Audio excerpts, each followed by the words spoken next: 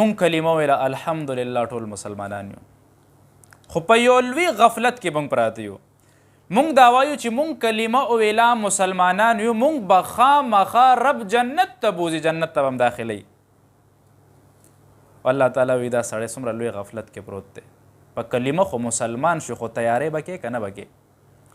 معمولی سړی یو کور جوړوي، کور خو بیا هم لوی کار دی. دا کور د پاره څه ضروریات دی هغه دي، سبزي راوړي دا بازار ته ځي که نه ځي، پیسه والا ګټي که نه ګټي. دا شانتي نور څه د ضروریات دي، هر یو کار د پاره دی مشقت کوي که نه کوي. او دا دومره لوی جنت چې د هغې مثل نشته، هغه بیانول هم داسې دي چې د انسان د عقل نه بره دي. چې خدای وایي جنت کې چې کوم دوړه ده نو هغه زعفران دی.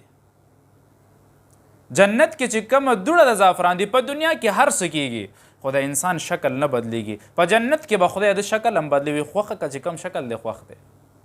دا دومره لوی انعام به یو روایت کې راځي، یو سړی چې 80,000 کاله په جنت کې تیر کړي او د دې نه پس ته دی د رب دیدار وکړي، وي دا 80,000 کاله جنت به دنه هیر شي، د خدای ښایست چې وګوري.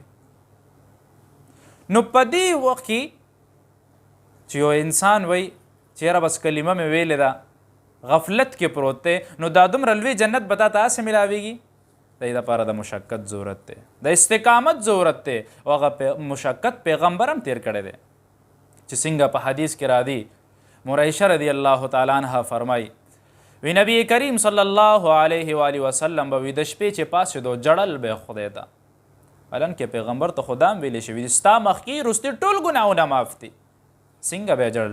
عزیز کا عزیز المرجلې، وی دا سینه مبارکه به داسې خوټ کېده چې څنګه دا کټوی خوټ کېږي، هغه اوازونه کوي، هغه شور اوازونه کوي، داسې به د پیغمبر سینه خوټ کېده.